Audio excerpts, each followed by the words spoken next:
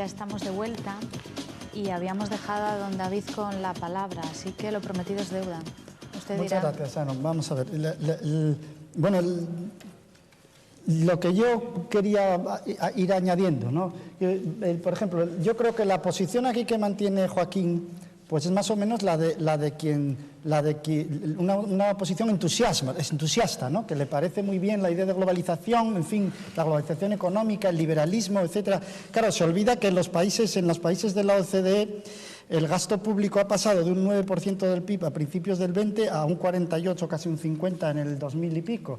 Lo cual, en fin, no sé qué tiene que ver mucho con el liberalismo económico, pero bueno, en todo caso, el asunto es que el salto que da Joaquín, por ejemplo, es muy interesante, de la economía a todo lo demás, es decir, o considerar todo lo demás como superestructura de la economía, como acompañante.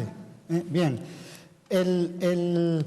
claro, esa es la dificultad. Yo ahí veo una dificultad, ¿no? Porque las diferentes globalizaciones, la globalización económica, la globalización política, la globalización, por ejemplo, de los idiomas nacionales,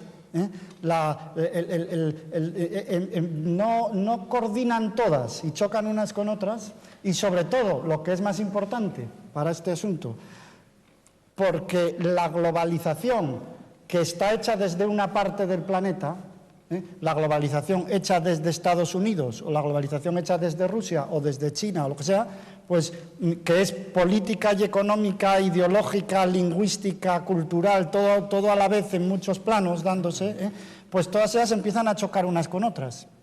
Lo que quiero decir con esto es lo siguiente, es que cuando cae la Unión Soviética, lo interesante de la caída de la Unión Soviética, para los que vemos el asunto desde el análisis histórico-filosófico, una de las cosas interesantes es que la Unión Soviética tenía un programa claro, con un final, que era el mito del comunismo final, etcétera, etcétera, que se parece mucho a esto de Fernández de la Vega, de la bondad y de la igualdad global, porque es como al final todos seremos buenos, realmente, como diciendo esto, ¿no?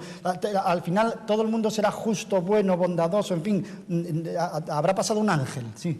Y entonces, la Unión Soviética tenía un proyecto político de proletarios de todos los países unidos, de comunismo final, etcétera, etcétera, un proyecto globalizado monista, que era monista, porque aquello o se extendía a todo el globo o fracasaba. El caso es que fracasó.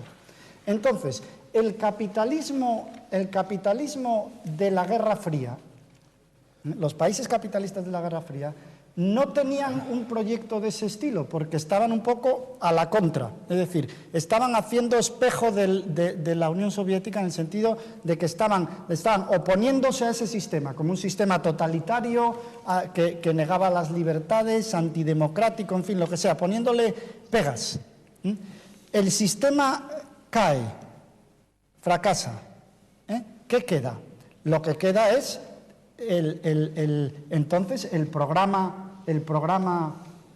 de Occidente. Pero el programa de Occidente, ¿cuál es? Porque no tenía nombre, era ir tirando. Entonces, el programa de Occidente, ¿qué nombre le ponemos?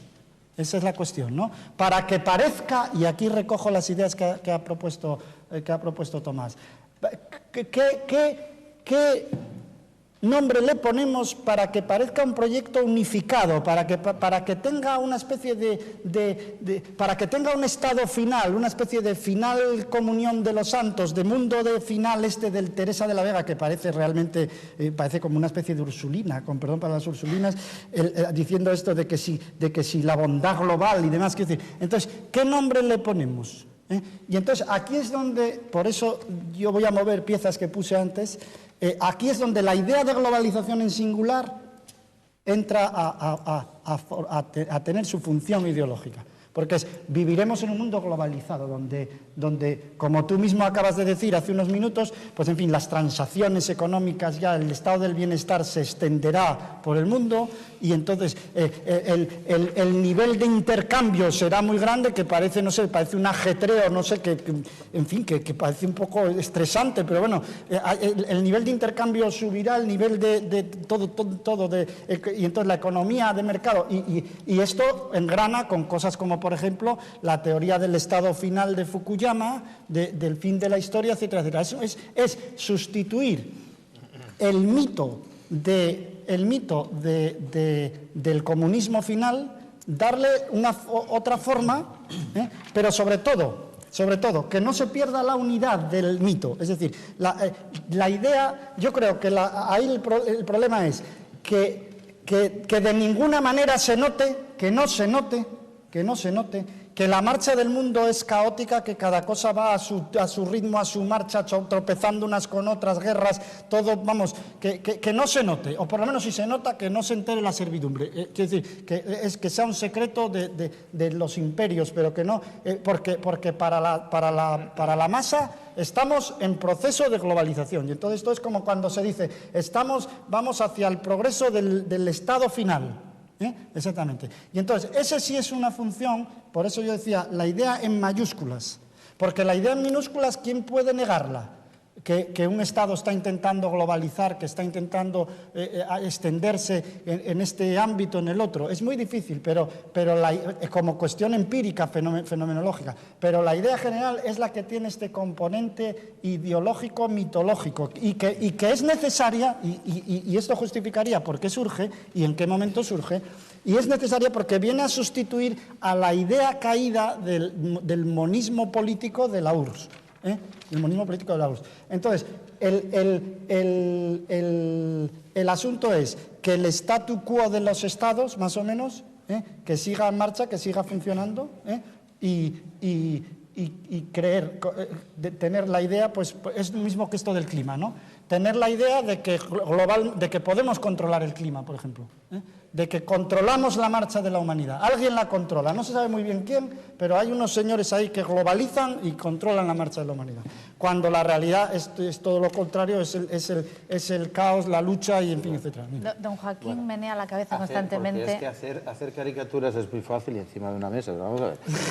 Por supuesto, hacer caricaturas de las transacciones internacionales que han crecido, además empíricamente demostrables, son datos además absolutamente recogidos, y de hablar como si fuera un ajetreo mundial de corte armonista. No es de corte armonista, porque ahí son transacciones comerciales y ahí el armonismo no tiene absolutamente nada que ver con esto. Vamos a ver. La globalización es lo siguiente, perdona, la globalización, el concepto de globalización genera esa impresión de armonía. La globalización es esto, escucha. La globalización es que, divididos los países en 4 bloques, 2 países desarrollados, que podemos decir, países de Europa, Estados Unidos, Norteamérica, Australia, etcétera, y países en vías de desarrollo, aquellos que además esos son datos empíricos, ¿no?